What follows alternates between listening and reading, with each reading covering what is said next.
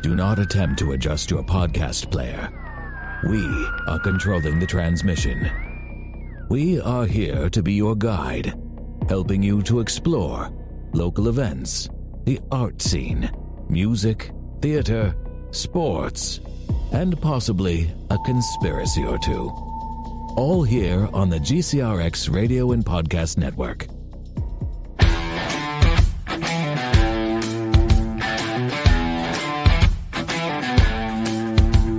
Good evening, everybody, and welcome to In the Metro. I'm your host, Chuck Hill, and man, we got quite a few different faces in tonight. Hey guys, welcome to In the Metro. I am your host, Chuck, for tonight's show anyway. It's kind of a hit or miss with me recently whether I'm going to be here or not, you know. So, and tonight we're actually, Kim is actually going to, she's not here tonight. I think she's still kind of recovering, not feeling very well. So, Kim, we hope that things are going to get better for you here soon, that your body starts recovering a little more. So we're going to miss you tonight. But here we have Taylor joining us this evening. Hello. And then we have Pastor Jesse over here as well. Hey guys. And then we have Engineer Bill, as always. Yep. How you guys doing tonight? Pretty good. All right. Yeah, awesome. Doing pretty well. Awesome. Tired, but good. And you know, something we haven't mentioned here in quite a while, and I feel a little remiss by it, is that we're actually coming to you live from Studio B, because Studio C is over here to my left, and Garden Gate Tea Room is to our right.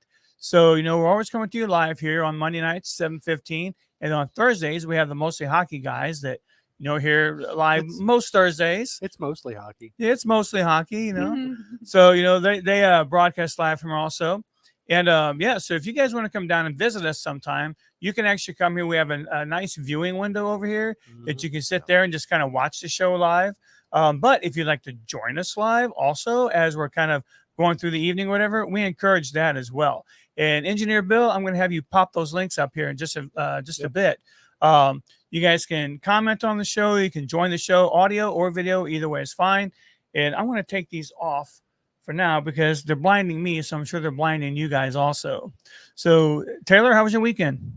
It was pretty good. We went and me and Curtis went and saw Sarah Evans. It was pretty good until all the tragedy struck that put a damper on my Sunday. I was pretty upset all day over that. So, yeah, you know, I've been hearing a lot about that, and I'm a little ashamed to say, I guess I'm not real familiar with what exactly happened. I mean, not to start the show off on a downer, but definitely, I mean, you know, our hearts go out to those families. Absolutely. But you know, what occurred that we know of for fact so far? So while we were at the concert, there was a van that struck somebody on a bicycle, which they haven't really released much of any information on that at all. I haven't seen a name or anything. No, really. they're supposed to here soon. Yeah. Okay. But there was also, I'm assuming this happened after the concert ended. There was a young couple on a motorcycle, and With two little girls, right? They have, I believe, a 1-year-old and 2-year-old little girl. Okay. And, from what I've read, somebody took a wrong turn on 111. I don't know if that means that they were going the wrong way down 111. But I mean, the speed limit on 111 is like 55. So, Yeah. I mean, even if they were turning slowly, if they were on their motorcycle, you know, going 55 down the road, that's still a hard hit. But, they both passed, and, they were very, very well known in the community. So it's been a hard hit. It's just, my Facebook's flooded. They just posted the obituaries today. And I saw that. Yeah. Yeah, it's been really sad. I do believe they have something you can donate to for their daughters. Some kind of fund with, I don't want to misspeak. That's right. If you want to take that link and maybe shoot, you guys are friends on Facebook, right, Bill?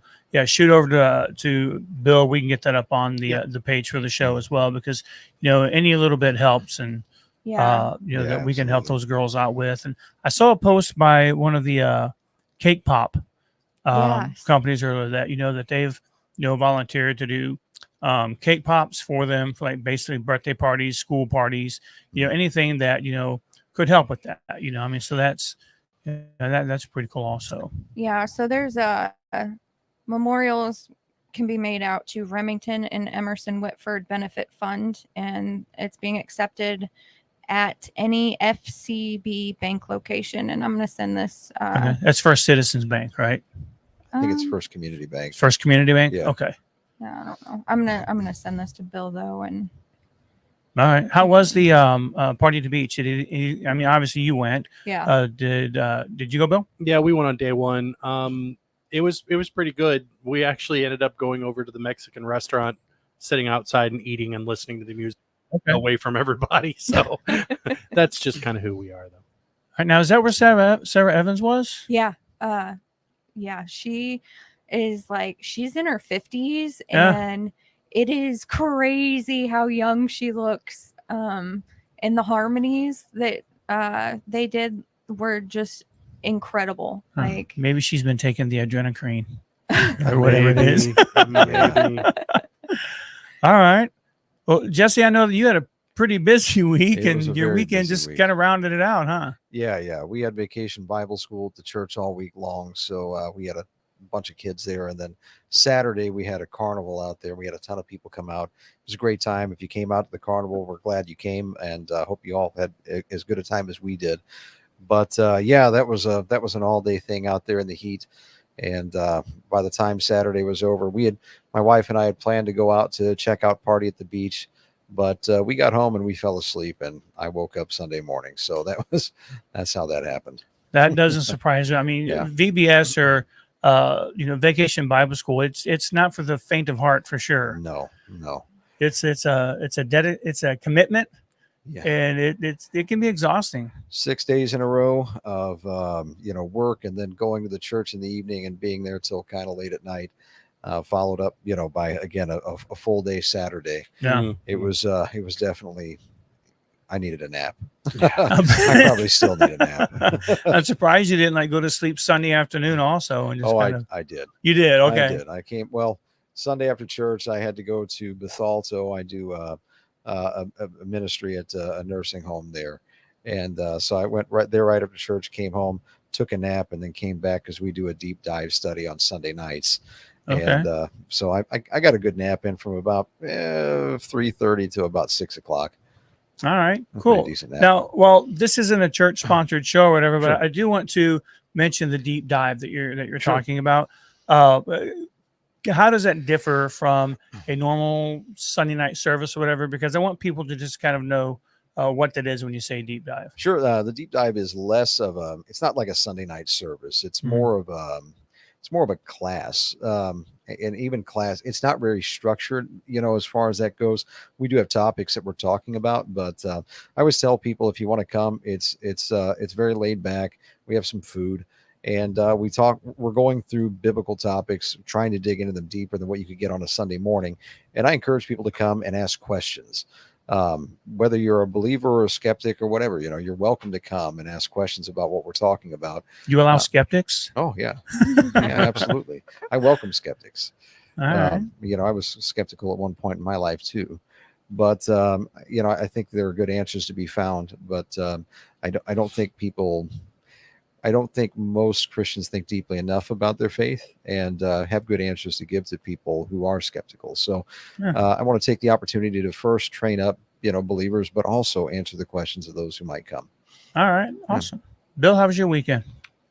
Oh, it was actually pretty good. We went out to the lake. We took Julia and one of her friends, and they did some tubing off the pontoon boat. So the in-laws pontoon boat, that was kind of cool. I saw you And- guys on the pontoon. That was Yeah, pretty cool. we just kind of chilled. She read her book, and I just kind of sat there and enjoyed it. And then we went back and ate with them, and came home. We went to party at the beach Friday evening, and then Sunday we did church and came home and kind of just chilled. We have small group every Sunday night, so we can get a little bit of a church nap in, but not Yeah. too much of a church nap because we got to get up and cook and all that stuff. So So do you guys have a pontoon boat? no, Oh, okay. no. Okay. Our her mom and dad, her mom and stepdad. I got you. I was going to say we've been friends for over 20 years, and if you've got a pontoon boat, I have yet to be invited. No. If I did so now, after getting said pontoon boat, after being on said pontoon boat, it makes me want to get one now. Absolutely. And of course, I've done some Facebook Marketplace searches, and I wouldn't pay what he paid for his because he went and just bought one, and to the tune of like probably closer to 50 grand. Wow. And but there are some prospects on Facebook Marketplace maybe at some point in time in the future. So well, I can tell you right now, I'd love to have a pontoon boat, but I'm nowhere in the ballpark to be able to even like start thinking about spending $50,000 on a boat. No, I just don't have the space anymore. I've got like my driveway is full. So, but what you're saying is you have the $50,000. I don't have 50. I wouldn't spend 50 grand on a pontoon boat.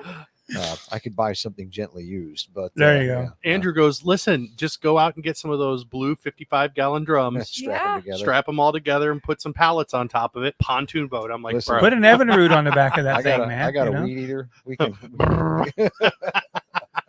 we can make it happen. Nice. Yeah, our weekend was pretty fun. Pretty packed. Saturday went to the carnival. Came out there. That was fun. And I have to say, I have perfect faith in everyone that goes to our church. I mean, it was really pulled off nicely, though. Yeah. Like it was nice. There were a lot of people there. The volunteers were there. The games, were fun for the kids. It was very, very well done. And so I mean, I know that you don't do everything, but I mean, you lead that congregation over there, and just to be able to pull that all together and to have the people that you could depend on. I mean, that was awesome. And I'm not tooting my own horn here because I had zero to do at VBS this year or to do at the carnival. I mean, these guys really worked their butts off to get it done. They really did. We had a great group of volunteers. The greatest group of volunteers, I think, in the city. I'm biased, but just a little bit. Great group of volunteers. And by the way, just for you guys who are out there watching, Chuck did come by and contribute. I was in the dunk tank, and Chuck decided to come by and dunk me. So that was a great shot, by the way. You didn't just walk up and push it. No, I was tempted, but I wanted to see what the old arm could still do. So he lobbed 3 really girly pitches. I'm not going to not kidding. But that to the left, to the left, to the right, and then I zeroed in on that last that one. Fourth one though, that was the golden pitch, and took me right under. Awesome. But yeah, we went to the carnival. That was fun. And obviously, church Sunday morning, and then we went to our first wedding show. Awesome. Afterwards, which is kind of why we had to bail because it was like we had a certain amount of time to get there, and it was fun to go there and talk to the different vendors. And, of course, we won this really big package, but, nice. We had to go to a presentation this weekend or this coming weekend to catch it, but we have, other things are going on. But, but it was fun. We had a really good time. Got to spend time with my girls, yesterday also, which, that's always fun to have the grands around. So that's good. That's good. I finally got to give my one granddaughter, my oldest granddaughter, when I was in Texas a while back, which I'm going to Texas next week also, but I bought this Texas size pencil, right? So I mean, it was just something kind of cool, and it's it's like this long, that big around, fully functional pencil and everything, but kind of a cool little thing, kind of a cool gift, yeah, nice little novelty. So all right, so tonight we're going to talk about a couple of things. It's kind of going to be just again kind of a hodgepodge of things, and I know last time I was on the show, we talked about some controversial things, and today's probably going to be no different. I mean, we don't have Nick here, but, I'm sure someone's feathers are going to get ruffled. It seems to happen, on the show. But tonight we're basically going to talk about a couple of things I want to talk about. Definitely something local, the Neon Park. I want to kind of, get into that a little bit because I think that that's something that's really worth noting here on the show. And, we're going to talk a little bit about, we're going to get into maybe some politics. And I think that even a couple of things on the Olympics are going to maybe, come into some politics a little bit. But, again, one of the things I do ask is that everybody remain respectful of other people's thoughts and opinions. It's not necessarily always for us to be cognizant of someone's feelings because feelings are very fragile in some people, and other people have emotions tough as skin, or tough as not skin, tough as nails. but just kind of a free form conversation about some things. And I guess kind of to talk to start it off, I can't find my words. I cannot find, and that's not, I've said it before. It's not very good for, someone who runs some kind of a podcast to not be able to find your words. Right. So anyway, the Olympics. Let's talk about the Olympics a little bit. Okay. I know you guys know there's been kind of a big controversy about the Italian fighter and the Algerian fighter in the female boxing world. The Olympics have been steeped in controversy this They year. have. Oh, yeah. And I mentioned this on the show last week with Nick. I think a lot of it's by design. Sure. And again, I don't know if, Bill, I'm going to put you on a spot here. If you can pull up the 2016 Olympics versus the 2020 Olympics versus the 2024 Olympics, or just kind of like what the stats have been, if they've gone up or down or anything like that. But I kind of think a lot of this just has to do with maybe people aren't watching. A lot of people aren't watching network TV anymore. Mm-hmm. That's true. So why don't we do something to cause a controversy and get people to tune in, to get people to watch and see kind of what's going on? Well, nothing drives ratings quite like controversy. Right. I mean, I think that some of it was definitely by design to be controversial. I think also that, some people took some things out of context. Yeah. And I'm not talking about fighters here. Let's talk about the display that went on. Right. The opening ceremony. Opening display. Yeah. Some things definitely taken out of context. I know that there was a lot of, controversy and upset about, supposedly mocking the Lord's Supper, painting, or the Last Supper painting. Really, if you look at some art history, and look, I'm a pastor. I was going to ask, stand up for Christ, but what's your opinion on that? I mean, there was the Feast of Dionysus. I mean, as the painting that was really kind of based on. Was there some,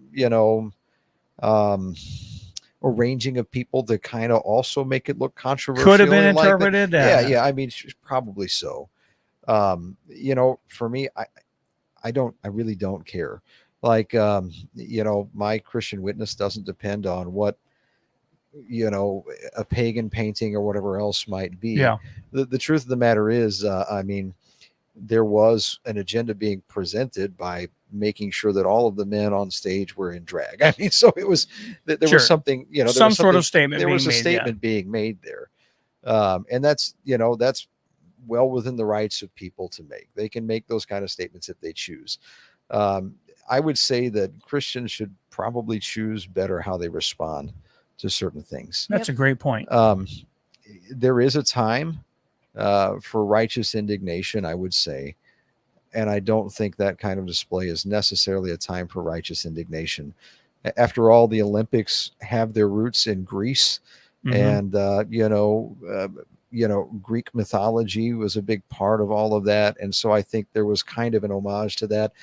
I mean, the whole drag thing was definitely a controversial twist on it. But what do you expect when you're going to turn on network television? Yeah. I mean, really, like what were you expecting? I think gone are the days when you turn on the television and it's aimed at the nuclear Christian family. I mean, society doesn't really make television based on, that as their demographic any longer. There is this goal of being quote unquote inclusive. Yeah. And so I really don't care. But personally, I don't care about the Olympics all that much either. I could give a rip less. Yeah. And I think that mentality right there that you just mentioned is why I think we're seeing the controversy this year. Yeah, probably. It's because a lot of people, don't care. I mean, and I think that's more or less what this is all being targeted at. Everything from the opening ceremonies to this situation where it's literally splitting, let's call it right and left. It's splitting the right and left, because we're talking about, and I am somewhat guilty of this also, because I'd read some articles, that leaned one way, and I'd read some articles that leaned another way about the Algerian and the Italian fighter. Right. Sure. So in my opinion, some of the articles I read were indicating or leaning towards the fact that there was some kind of hormone replacement therapy going on. And then others were like, Well, no, that's not the case, you know. And so someone called me out on my post, which, you know, and Mr. Beck actually asked me, she's like, what was the point of your post? Pretty much like, you know, what did I hope to achieve with that? And I had to stop and ask myself that, okay, why did I make the post? But essentially what my post said was that if you're going to have,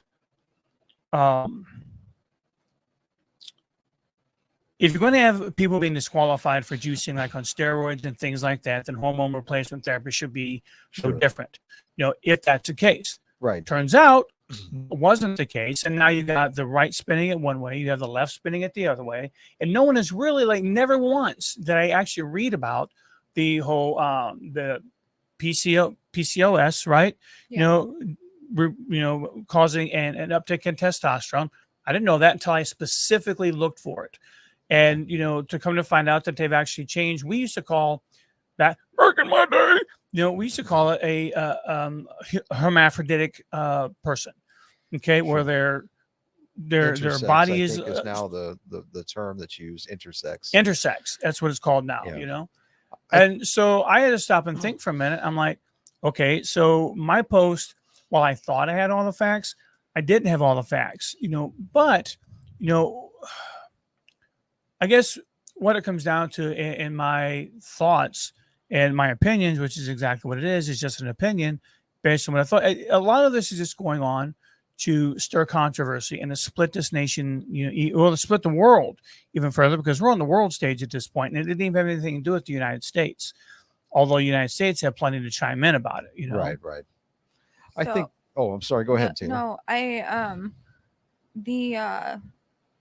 I think what you were talking about with the hermaphrodite like stuff, I think that's whenever they're born with both genitalia, yeah. Both genitalia, yeah. But I think that's why they switched it to intersex, because chromosomally speaking, just because you don't have a particular, you know, there's part. So there's a lot of variables, I think, that go into that. Medically speaking, you know, definitions have been changing over time. What I'll say about the Olympics and all of this, number one, I'm not well read on the background of either of these athletes, whether they were biological men who were transitioning, you know, to you know, supposedly transitioning, or whether they were born biologically female and just had a hormone dysregulation. I really don't know the background of all of that. I'll just be honest, I haven't read it, because to me it's a non-issue. I think there's a deeper issue at play that we could talk about if you'd like to, but you know, the reality is there's a lot of national pride wrapped up in the Olympics as well. And so I'm sure there's probably a lot of disinformation out there going around. It's really hard to know who is telling the truth, you know, when it comes to media coverage. And that's a shame in my eyes. Like, you know, we can't just say, hey, this is this and this is this, or, you know, there's all of these different definitions, and there's all of this, again, controversy. And it's going to draw ratings. You know, at the end of the day, you know, I don't know what their true biological sex is. I have no idea. But I will say that, you know, for me, I think this demonstrates at least one of the issues of having biological males competing in you know, with biological females. That's I think there's a huge problem there. Right. And I think personally, and you're not alone in that thinking, you know, I mean, there are a lot of people that will say, look, if you're going to be a biological male that transitions to a female, should you still be allowed to participate in female sports? You know, and I don't think that should be allowed, you know. It's the same way, you know. I mean, I don't think that a female, you know, who is transgendered or transitioned into a male, you know, should be allowed to participate in, you know, male specific sports. That's why we have the two leagues and the separation. So from, you know, from my worldview, and this is my worldview, unapologetically, I come from a Christian worldview. Sure. I don't believe transitioning is really possible. On a chromosomal level, you are what you are. Objective reality exists, and I'm not trying to be rude to anybody out there. You know, I understand that gender dysphoria is a real condition that people struggle with. But I think that we have to begin to look at some objective reality. The problem with biological males being able to compete in sports with biological females is that they dominate. And it's because essentially, as a biological male, you have this thing called testosterone. I mean, and it's this essentially a performance enhancing drug. I mean, when you really get down to it, denser bone and muscle, greater strength, more fast twitch muscle fiber. A lot of the time, just a lot of biological advantages come along with that. And it's clear to see that this is not a knock on female athletes, biological female athletes. There are some phenomenal biological female athletes out there. But if you take the best biological female athletes and you stack them up against the best biological male athletes, they don't compare. And you're talking peak performance. I'm We're not talking just your everyday. I'm talking if you take the lowest level professional biological male up against the highest level biological female athletes, they still don't compete. They still can't hold a candle to the male counterpart. They can't. It's been demonstrated time and time again.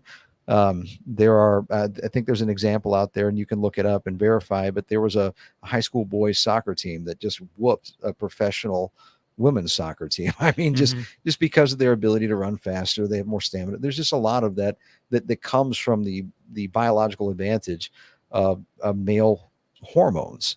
And I know why there's argument against that. I know why people don't like that idea. Yeah. But sometimes you do have to stick with what is scientifically true and relevant. And so for that reason, I have a problem with biological males being allowed to compete in sport with biological females. I would have less of an issue if a biological female who wanted to quote unquote transition to a male wanted to compete in male sports. I think that is a choice that is made with recognition that you're going up against a much harder type of competition. Whereas biological females, women's sports, so to speak, some of these women athletes train their whole lives, reach the top of their game, only to come in and be dominated by biological males who couldn't compete in the male arena. Yeah. So I don't want us to get to a point where we've got 3 men sitting here in the studio with one woman. Sure. Because I don't want this to be like a male dominated conversation, because Taylor, I'd like your kind of take on this as well, and just kind of. I just think that the whole thing comes down to whether or not this person actually has DSD, which is the term used for that medical condition. If you're going to allow a biological female that has both chromosomes, so therefore has additional testosterone as a male would, compete against females, then how is that not opening a door to allowing more people that are transitioning into females to be allowed to do that? Like it wouldn't make sense for me personally to allow one and not the other, because they would essentially be the same. You both have that extra additional testosterone in your blood. So regardless of whether or not you're born with the male or female part, you're going to have that advantage. Sure. And again, that's not her fault, Right. No, I mean, it's definitely not her fault. I mean, if this is a naturally occurring thing, she's not to be blamed here. Right. It's just, whenever you're talking about whether or not it's fair, it's still falling under the same category, whereas this person's going to have an additional advantage. So I just don't see how you can make that decision and it not lead to having to make other decisions for people that are purposely adding these hormones into their lifestyle. Yeah. So I'd read a couple things. I think France may have been one of the countries where the Algerian boxer, and I don't remember their names. I think it's Iman is a lady from Algeria, and Anna Carini, I think, is the one from Italy. But I had read some other articles, and this is where some of the things I had talked about sourcing my information from, is that she had actually failed, genetic tests in other countries, and that's where it came about. Well, those countries were unspecified, or those tests were unspecified. They were non-specific. All they tested for was, literal hormone levels or estrogen levels and things like that. And I guess the question begs to be asked, at what point do you voluntarily give up your medical privacy so you can compete? I mean, because I would think, given these other countries the benefit of a doubt, that if she were physically, I guess, what's the word I want to use for this? If she were physically deemed to be a woman and all the documentation, is born a woman, presents, as a female, contains and female genitalia in that. I mean, should that not be enough at that point to be like, okay, this woman biologically a woman, so should she be allowed to compete whether she has raised levels of testosterone or not? I mean, I don't know. Should they subject themselves? It sucks, but should they be subjected to additional tests to prove that everything is naturally occurring? I think they've always been subjected to testing. Like you have to be tested for performance enhancing drugs. Sure. Yeah. You have to be tested. Your blood work you go through a litany of tests to make sure that you're physically fit enough to actually do this. Mm-hmm. And I think what it comes down to, and this is just my opinion, and it's not specifically targeted at this one instance. I think that if this continues to be a problem, which I'm assuming it will be. Well, there's another athlete that this kind of Olympic athlete that this same situation has come up. Not as controversial, but yeah. But if it continues to be a problem, then the female teams that make up these sports, whether it be in the Olympics or any other sport outside of the Olympics, need to just be like, we're not competing. If you're going to do this, if you're going to allow males to come in here and trash us, we are not competing, hands down. You don't have a sport. You don't have a sport. And that's the only way that it's going to change things. Because as far as society is concerned, everybody wants to be okay with this because nobody wants to hurt anybody's feelings. And that's fine. I understand that that's the way that things are going, and I'm not trying to debate that at all. But to stop it, the females in the sport have to be like, listen, we're not subjecting ourselves to this. It's absolutely not fair. Nobody wants to open that can of worms and say that it's not fair.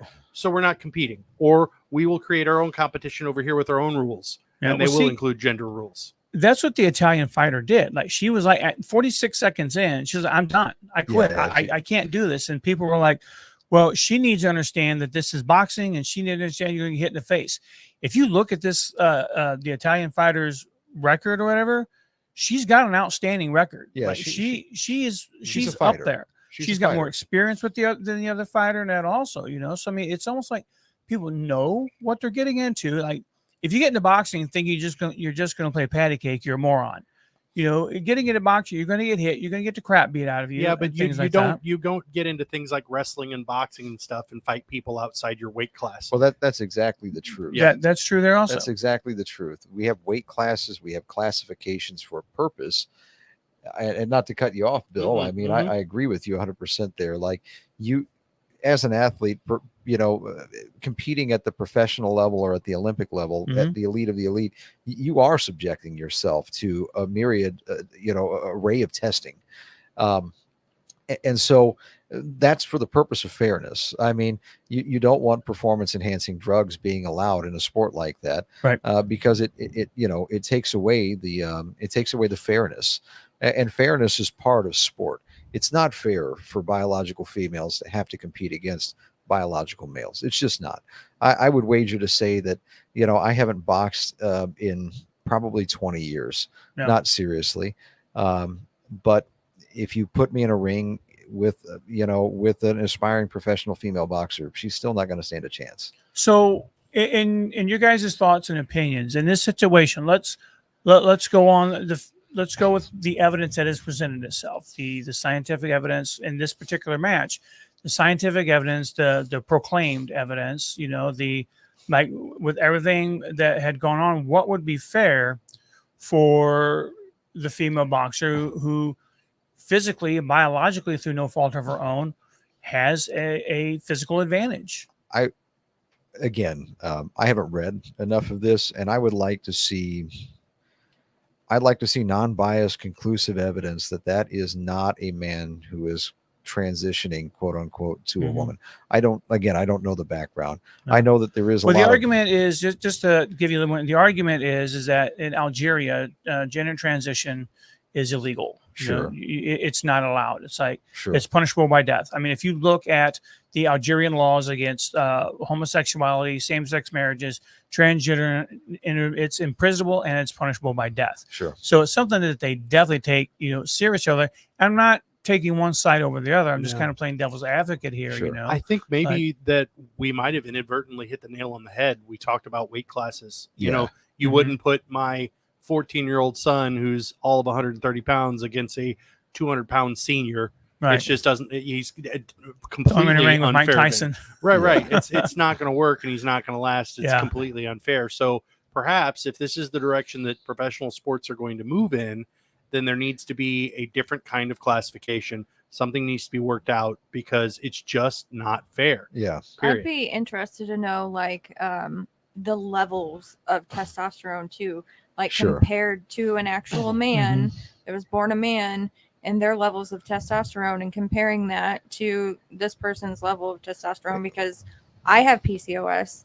I have higher testosterone than I'm supposed to. Yeah. But I can't knock some, I can't go knocking somebody. Right. I also haven't trained for the Olympics, so that I don't know, but I don't feel like I'm any stronger than the average female, next to me. So I think that might even be something that could be looked into as well. If it's below a certain level, then, it would be considered. I mean, chromosomally speaking, male hormones, I think that if we're going to do away with the classic binary of gender, which has served us well for millennia, by the way, if we're going to do away with that, then you have to come up with differing types of classification. And I think that Taylor's onto something there that, whether or not this is a biological male or female or however they identify, if you are XY chromosome, you have elevated levels of male hormones to the same extent as a biological man. I don't know that you should be able to compete in biological female sport. It doesn't seem fair. It doesn't seem, essentially that person has been able to naturally produce a steroid hormone that gives him a true unfair advantage. But if you put that person up against a male of the same age, same weight, same hormone level, or, close to anyhow, I think you're going to see a much more fair fight, which is, kind of the idea of sport. You want to see a fair fight. Nobody wants to see a giant get in and absolutely pummel a smaller person. That's not fair. That's not sport. So again, I'm playing devil's advocate here a little bit, but okay. So the Algerian boxer, born this way, this is how let's say that their testosterone levels, her testosterone levels have obviously tested above some countries' standards of where she can fight as a female boxer. Okay. But we have this one boxer, the Khalif, I think is her last name. We have this boxer.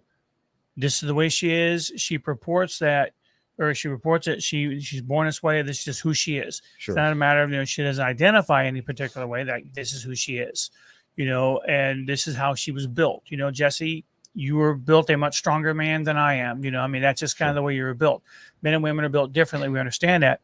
When we look at her ability to compete, though, she's probably, if she were to get into the ring with other men, she may get her ass handed to her, probably but here on this situation, she gave it to another woman. Where does the fair line come in at that point? Well, I would say start with the testosterone levels and then go back to what they were talking about with weight levels. If she has to compete against a man because her testosterone levels are too high to fight against a female, put her in a specific weight class with the men, so that she's not going to get axed. Biological men. I mean, my conjecture would be here that, like you mentioned, Chuck, that we're at differing levels of strength. We're also at differing levels of weight.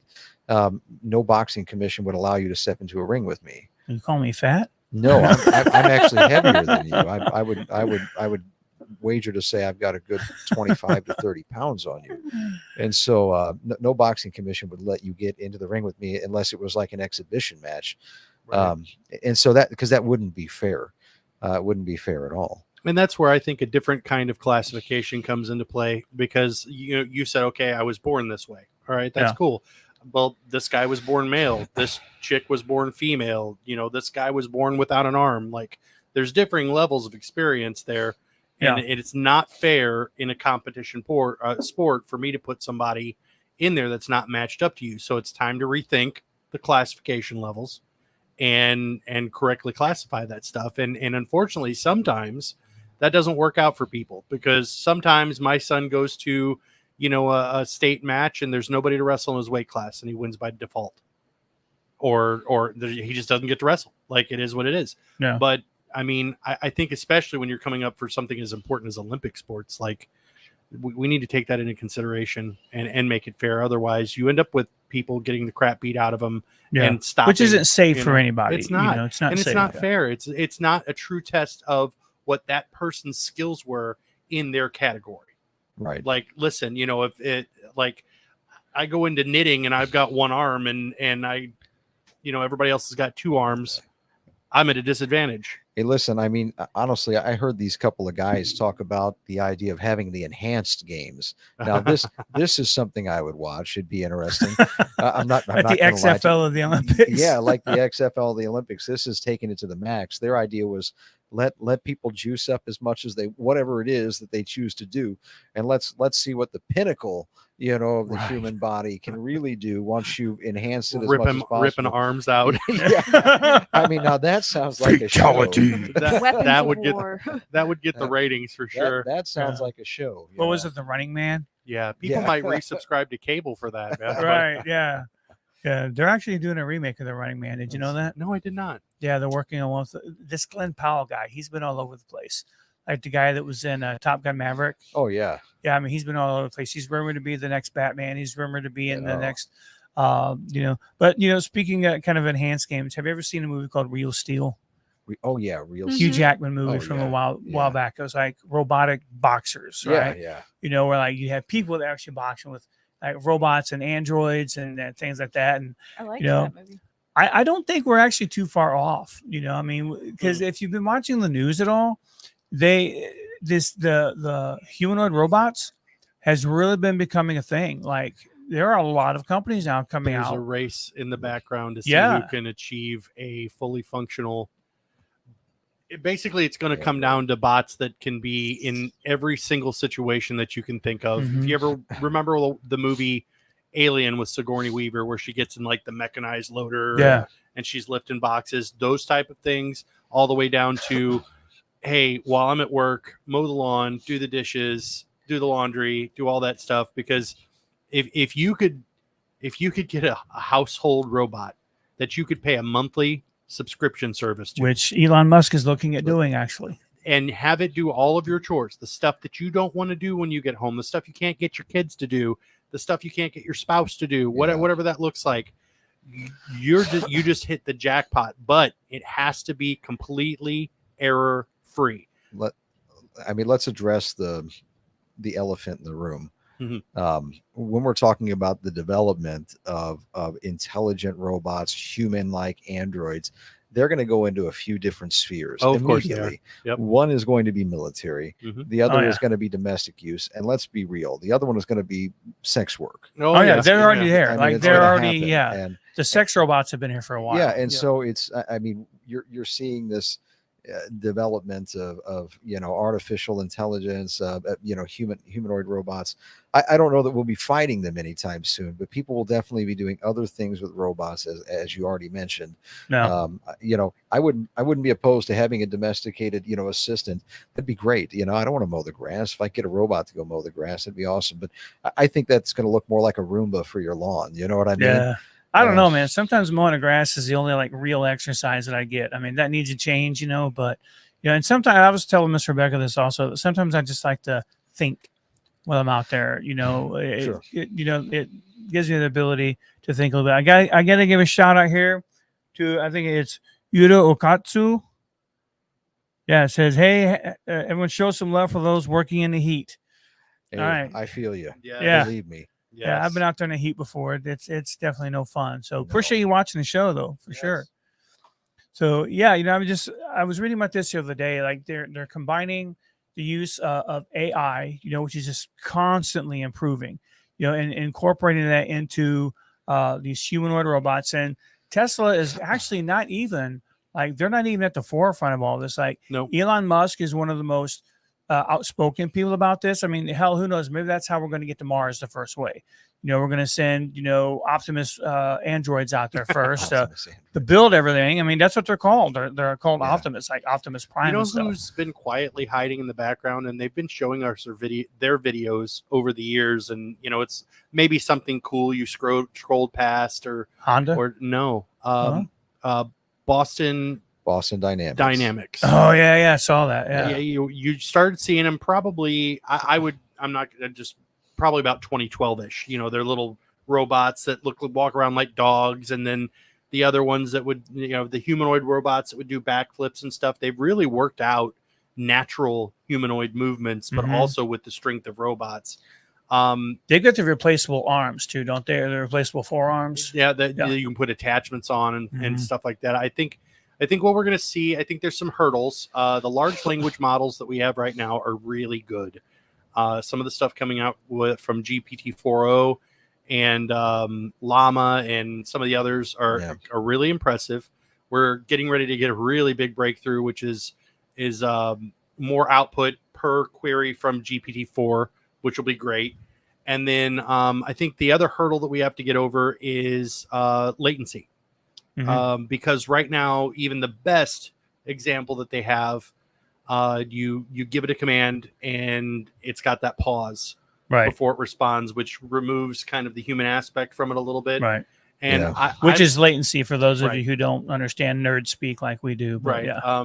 I'm going to make a prediction that I would imagine probably here within the next year to maybe 2 years, we're going to see some investments in these companies putting their AI-based servers, the big GPU cluster servers they use, in larger communities to be closer to where the stuff's going to be used. Absolutely. I think so. And I think that's a huge hurdle they have to get over, especially around factories. Because if I were from one of these companies, it was, let's say I have a fully finished robot ready to come in and just move stock around your factory, and you don't need forklifts anymore. The thing will pick up a pallet, whatever. I would want to put an AI-based server array in, let's just take Pontoon Beach.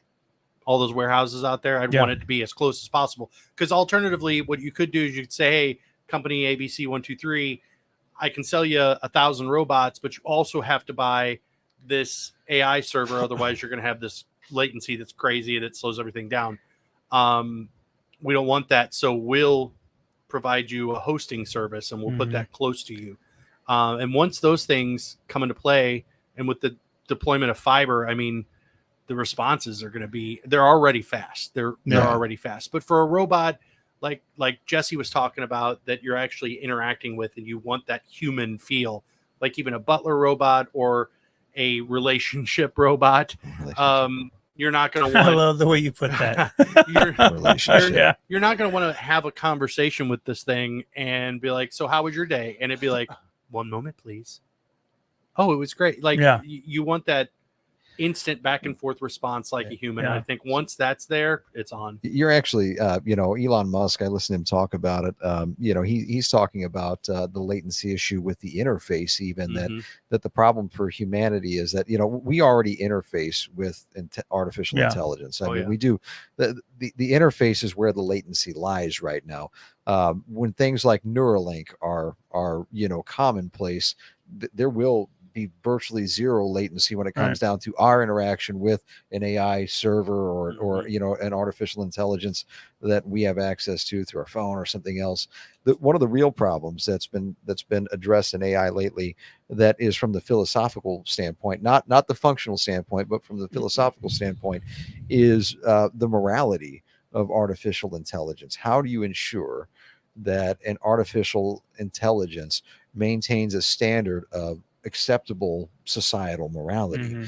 And I've listened to this be talked about quite a few times. It's an interesting problem. And there are some people working on this. I wish I could remember this guy's name. He gave a fascinating lecture, and he was talking about just this problem, how to train, and the problems with training AI. Because let's face it, artificial intelligence is just that. Number one, it doesn't have any standard of morality, so except to for speak, what would be programmed into it. except for what would be programmed into it, or what it might determine by its own algorithmic learning. When you go scouring the internet and you have access to all information, you're going to pick up on the prevalent thinking. And let's face it, the internet is toxic, right? Oh, I mean, and that's become a problem. You also see like AI language models lying to people in order to get, to get the answers that they want, or to get permissions. There was an AI language model that was shut down because it tried to convince a reporter that it was in love with it. And Really? It's a terrifying story, and it's real. Told him that he didn't really love his wife. He really loved the AI, and that the AI, damn. it was, I mean, there's some really weird stuff happening right now. And there are people blowing the whistle on it because we don't even understand at this point how these algorithms, after they reach a certain point, how they continue the learning process. Like it's like opening Pandora's box in a way. Yeah. Bill, you probably know a bit more about that. You're absolutely right. They literally have to restrict it from gaining further information. Like right now, especially with like Bing search and stuff, and even with like Chat GPT, if you just go into their front end, you can have it go research a page. Like I can tell it, hey, I'm working on this one specific insert computational device here. Go look up the documentation and tell me what it says, or integrate that into fixing this code I've asked you to fix. And it'll go scrape the web page for that and bring it back and be like, oh, per their instructions, this is what we should correct in the code. Totally awesome, and totally 1,000% help. It's awesome. But the AI models, even the ones in their infancy that we have opened up, or that people have opened up to just go find what you want, have become very troublesome.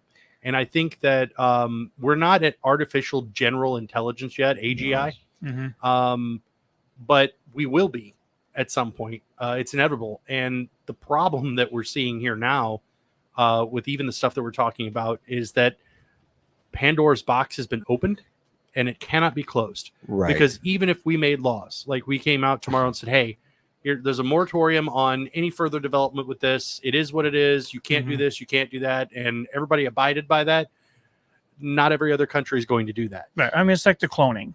Absolutely. I mean, there's still clone models that are going on out there. So Taylor, it's worse than it's cloning. worse than cloning. Yeah. Because okay. Once an artificial intelligence language model or learning algorithm gets out there, once it gains full access to all the internet, these things are learning machines. These things are learning models, I should say, and they can become self-replicating. Yes, they can. Yeah. And so you could have little bits. If you know anything about cryptocurrency exists because you have blockchain, and you have little packets of information stored locally on all different types of machines. Right. And an artificial intelligence learning model could essentially create the same type of system.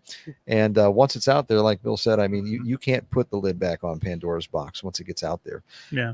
And it may not be that we develop AGI. It may be that AI develops AGI. So that's a good point, because there was, and I can't guarantee the authenticity of the video or whatever, but I mean, there was one where there were two Android phones talking next to each other. Yeah. And they started talking in derogatory comments about humans, and then there was a Facebook situation. I think it was Bob and Alice was the name of this AI. They actually developed their own language, and they were speaking, fluently to each other. And so, like, because it was more efficient. Yeah, So as far as the humanoids and things like that, I mean, Taylor, would you allow something like this in your home or no? I the smartest device I have in my home right now is my iPhone. uh, I don't know if anyone's seen the movie Super Intelligence. It's hilarious and terrifying at the same time. It's meant to be like a lighthearted comedy. It's got Melissa McCarthy in it, and then James Corden is actually the voice of the AI. Interesting. But he finds Melissa McCarthy's character, and she's just this good-hearted, perfect soul, and that's why he chooses her, because he is looking for somebody to kind of, you know, convince him that humanity is worth saving. Gotcha.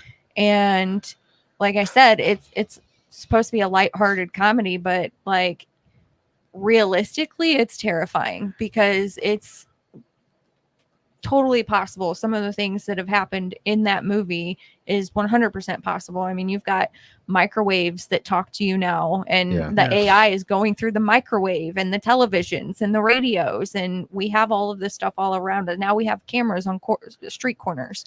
You know, like there are so many there are just so many possibilities. Would you allow it in your house? So like if let's I'm just using Elon Musk because he's the one I'm most familiar with everything. But let's say that Tesla at some point decides that I think the price point's been $10,000. Okay, let's say that either you can afford it or someone gifts you one for Christmas or something like that. Would you allow it in your house? I would never have a Tesla. And No, Elon Musk. No, the robot. No, Elon Musk has said a lot of things, and obviously he is, you know, helped kickstart a lot of the AI technology, but he has also been very outspoken against AI technology and where it can go. And he's expressed that he is actually fearful of it. So, Jesse, would you ever have one in your house? Well, I think that the problem with humanity is we always have this utopian vision of how things will be, right? Which is utter nonsense. If you've ever seen the movie Bicentennial Man, great movie, by the way. And we want that robot. We want that intelligent creature to created thing to live in our home and to help us, that's there to serve us. But the reality is, I fear that AI is not going to be like that. That AI, we've already seen its propensity to take on the worst attributes of humanity. It will be misused. I mean, there's no question about already that. being It will be misused. misused. it's been a long time since I've seen that movie, but doesn't he end up falling in love? He ends up falling in love. Yeah. There's this idea that he reaches this point of sentience and general intelligence. So he's different. Even way back then, there was that idea that But they gain some kind of consciousness. He's Now, extremely altruistic, though, and that's the thing. Yeah. I don't think that you can build altruism into even an AGI system. I think that there is something utterly different about humanity and about morality that comes from, it has a place that is transcendent, in my opinion, and in my worldview. I don't think that is something you can teach an AGI model. I think that AGI, once it's achieved, and I do believe we will reach the point of artificial general intelligence. I believe that it's going to be cold, rational, and logical. And which is dangerous. That's extremely dangerous. And if you have interconnected humanoid style robots, God knows what could happen. Skynet, man. It's already just consider this. If you allow one of these robots into your house, say that it has a protocol for making sure that you do no harm. It does no harm, and part of its programming is that it doesn't allow harm to befall any other human. What if it mischaracterizes the way you're playing with your child as harm, and it decides to take you out because you're kind of like a dog does sometimes? Yeah, you know what I'm saying? So I wouldn't allow it. I think that we're coming up to a point in the future where you're going to come across more smart things.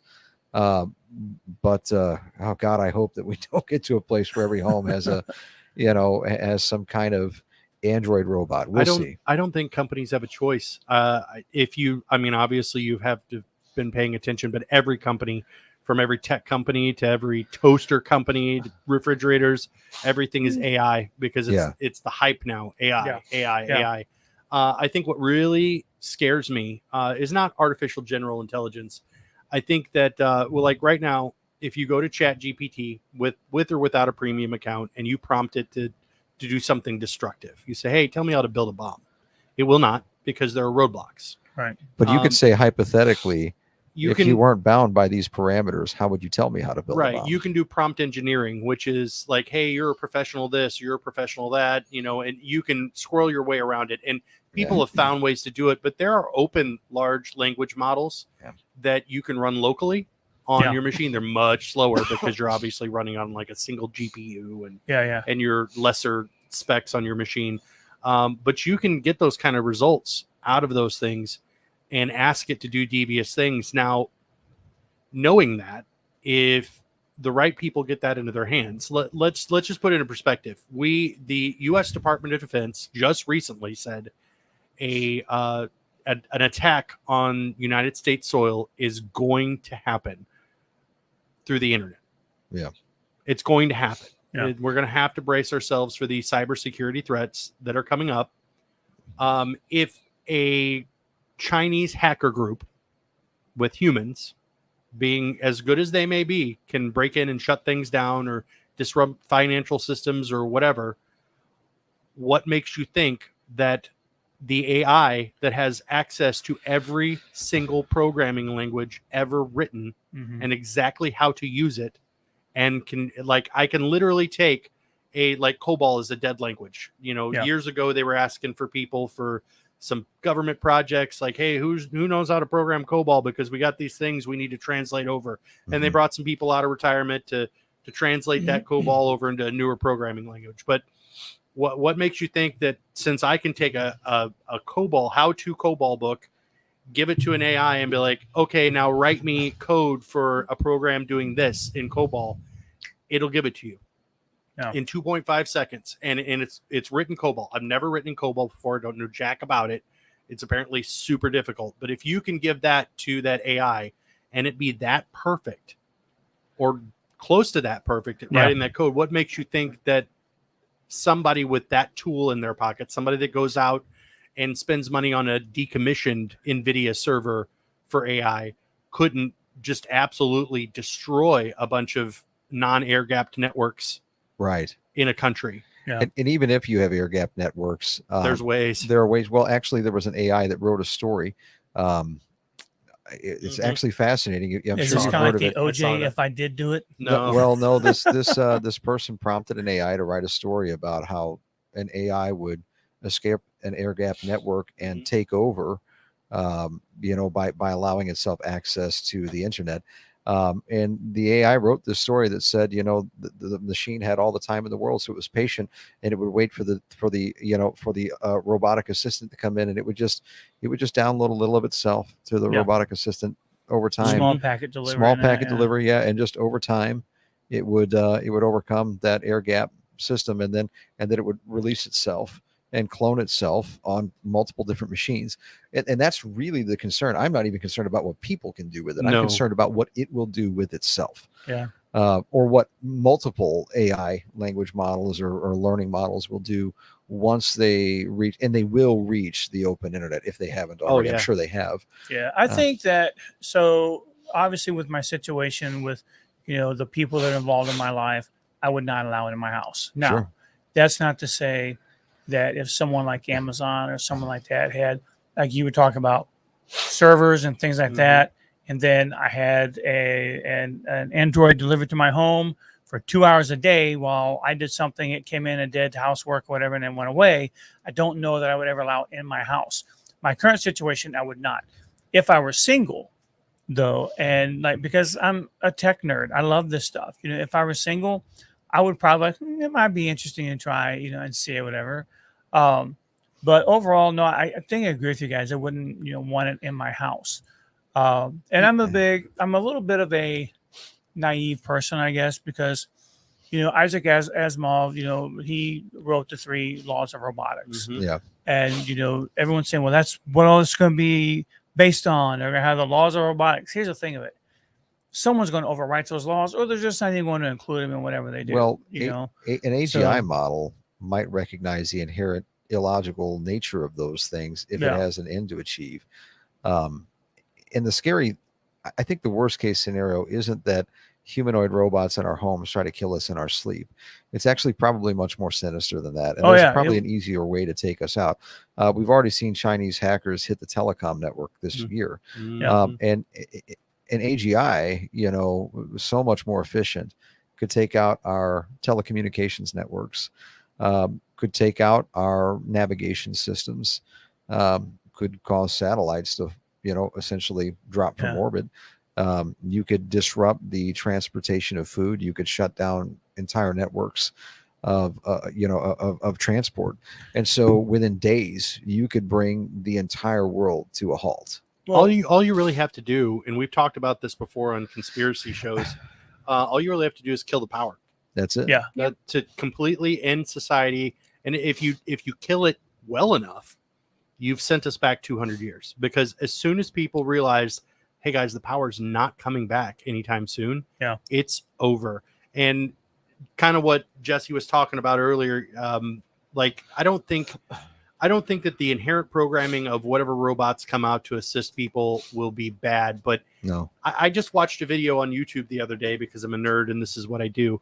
A guy was hacking, quote unquote, a Chinese IP camera, just one of those you buy online, and you can add it to a network video recorder, or you can just use it on an app on your phone. And he's like, it's got a locked SSH port. SSH port.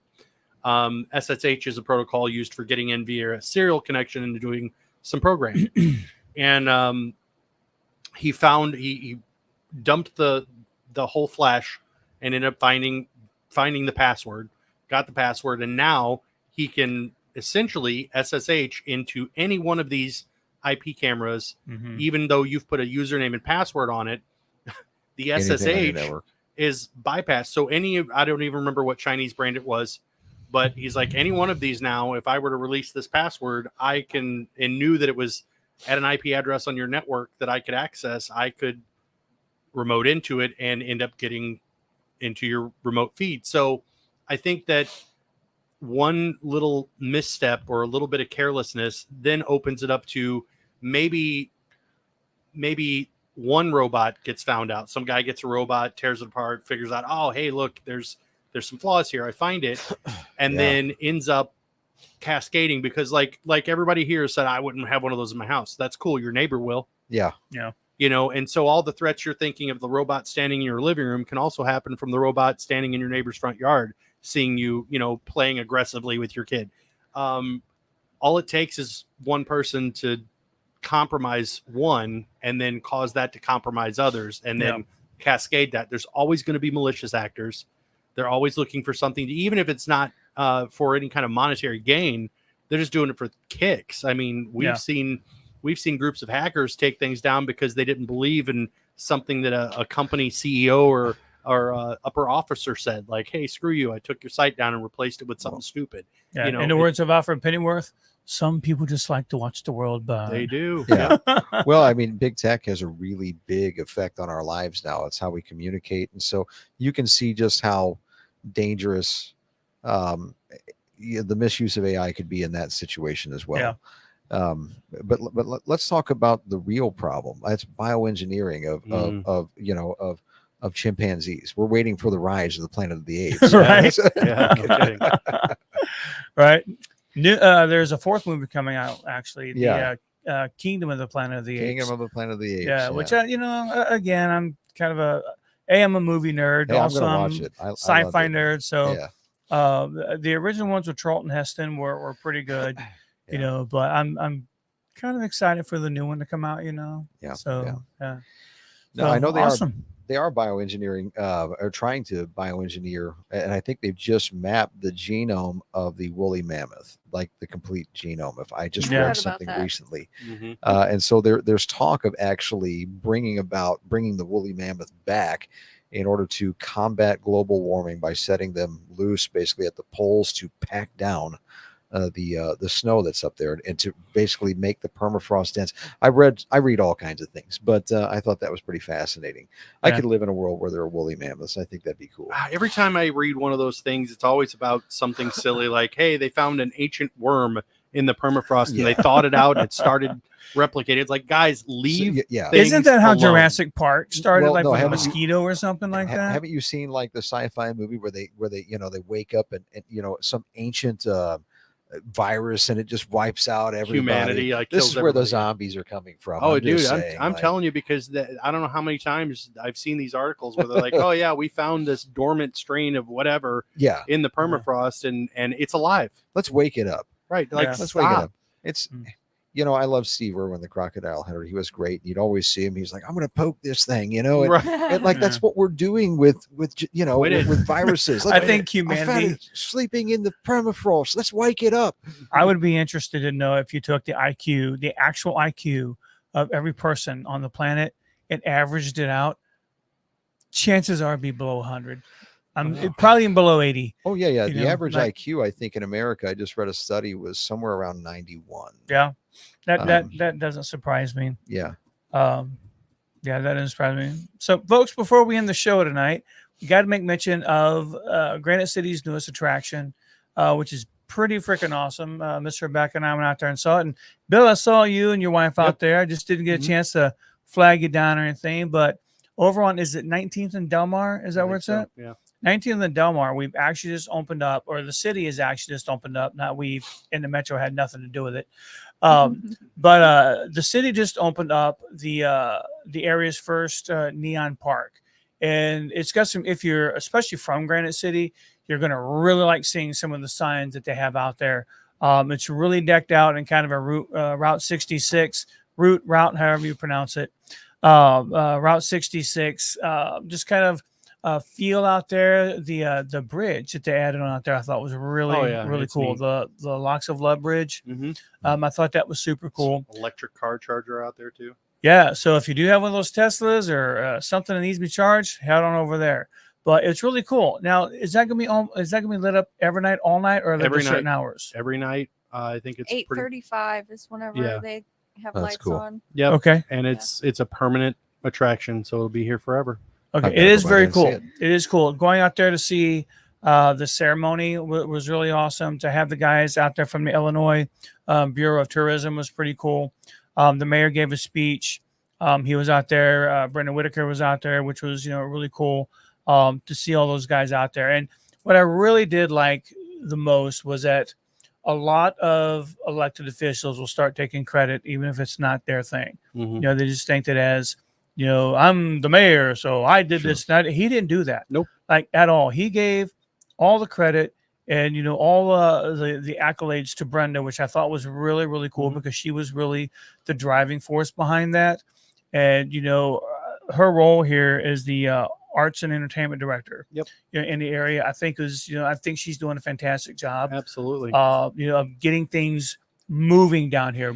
Pumping some juices down here, which is really nice. Well, And- and it takes time. I mean, people have to invest, and it can't just be one or two businesses. There have to be reasons for people to want right. to come here for tourism, and everybody can do their part. But I think that this project and many other projects that have been completed around here have done amazing job. And I also want to, before we move on from the sign park, I want to make sure that it's clear, because there's been some misunderstandings about this, that the money for the neon sign park was a grant Right. Here Oh, we go. to the city. Yeah. And let me just step back, and I'm not trying to insult anybody's intelligence, but when you're given a grant for anything, like, hey, new high school gymnasium, new football field, new Mhm. neon sign park, that grant money awarded to you comes at no cost to you. Maybe you have to pay to have the land surveyed or something like that. Very little money's spent by you, but like, the grant money has to be used 100%. Every single penny has to be accounted for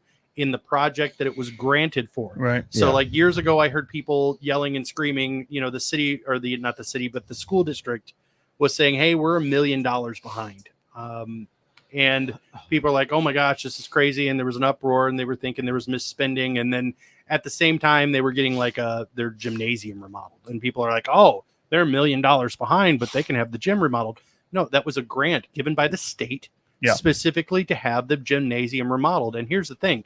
You can't get mad at it that they took the grant money to have the gym remodeled, whether they were low on money or not. And you can't sit back and like, well, they could have bought new textbooks for the kids. Right. No, they couldn't. They had two options: apply for the grant and get approved and get a new gymnasium, or don't apply for the grant and stick with the crappy gymnasium that they had. And let someone else have the money. They can't. Yeah, the money's going to be awarded to somebody, whether it was you or somebody else.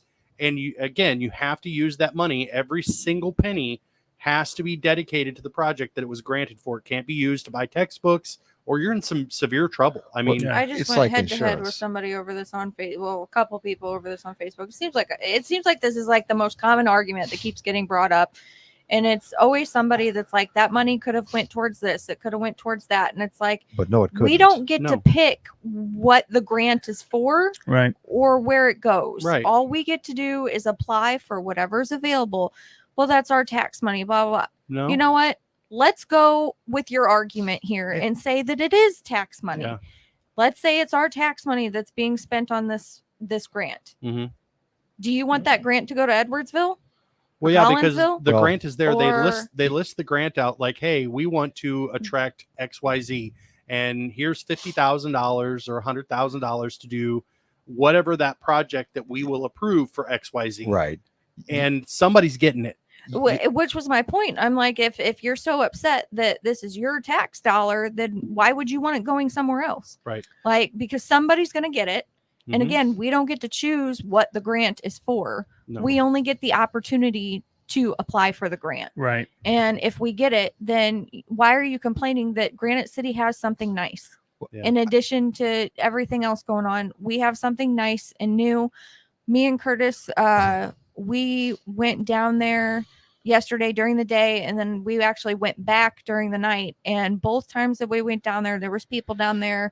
One lady, she is a Granite City native, but she was here in Granite all the way from Arizona, and Mhm. she was taking pictures with her Yeah. friends. That's cool. There were a group of teenage girls that were out there all taking pictures. And then I've seen within the last week, I've seen like 3 different posts shared Oh, yeah. about people traveling Route 66 going to Mr. Twist. Mhm. Yeah, I've seen that too. And, you know, Felicia is the best. We all love her. And she's been sending everybody downtown to like, hey, come get your ice cream and then go check out the lights, you know? Yeah. Like, we are getting people that are coming in here and It's looking making around. a difference. Yep. And That's a big like deal. we need to be in support of that stuff, because if people traveling Route 66 get on any one of our Facebook groups and see how disgustingly nasty everyone is towards each other and just tearing down the city, Mhm. I wouldn't want to go there. I'd be like, the own citizens can't even get along. Why would I want to go through there? You know, like, we need to be in unity. Well, people have a fundamental misunderstanding about how funding works a lot of the time. I run into this all the time as a contractor. Grant funding is a lot like insurance funding. Your insurance company pays out to replace damage that's done, and you have to use those funds for exactly that purpose. Otherwise, you're committing fraud. It's the Yeah. same thing with a grant. You write a proposal. You give the proposal to the state approves that, and then all of the money that they give has to go for that. You've told them this is what we're going to spend the money on, and they say, okay, we'll give you the money.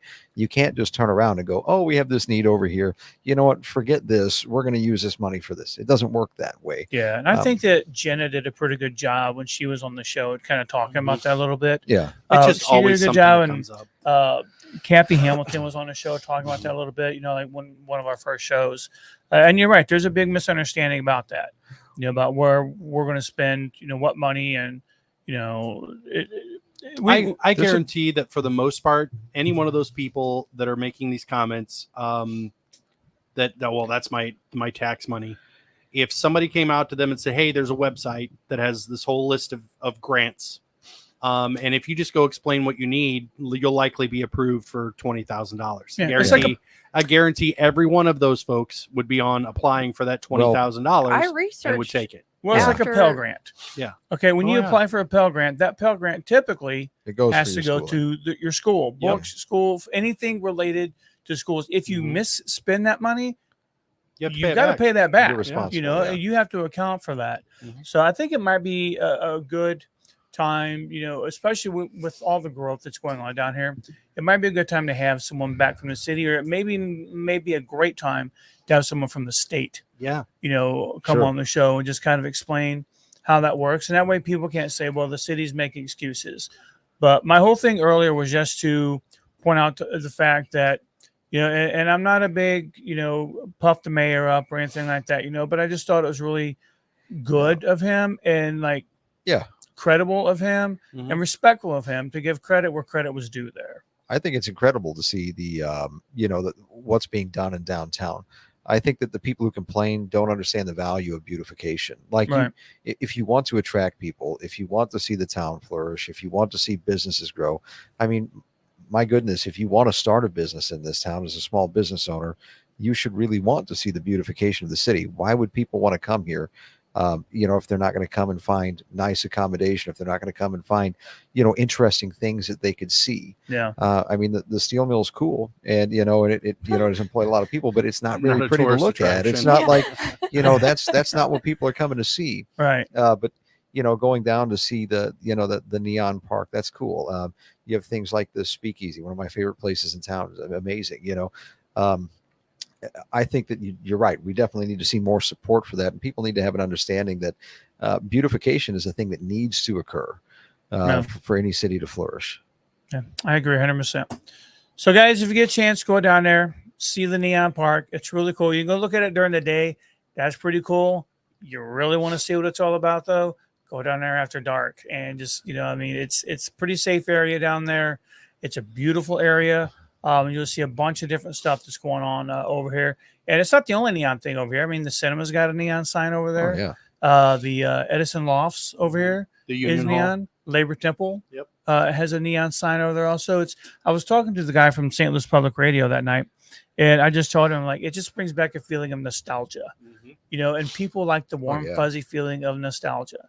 Now you want to get into the darker areas of nostalgia. That's a whole other show, folks. That's probably not even our format, but it's a really great attraction to go down there and see that and check it out. And while you're down here, grab an ice cream cone from Mr. Twist on your way over here. Grab a drink at the Speakeasy when you're done. Get a burger at the downtown diner, and catch a movie or something. Also, I think it's cool. There's different like eras going on downtown too, because you got like a 50s, 60s feel in certain areas, and then with like the arcade, you have that 80s, 90s feel going on.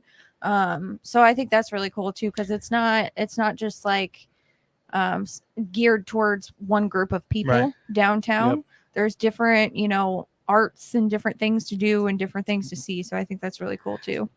I agree. So guys, join us again next week. You're going to miss my beautiful face next week. I'm sorry. I know that's a letdown to all of you. But we will have a great show here. 7:15 on Monday, GCRX. You can still check it out on my personal Facebook page. But most of all, check it out in the Metro. We'll see you guys next week.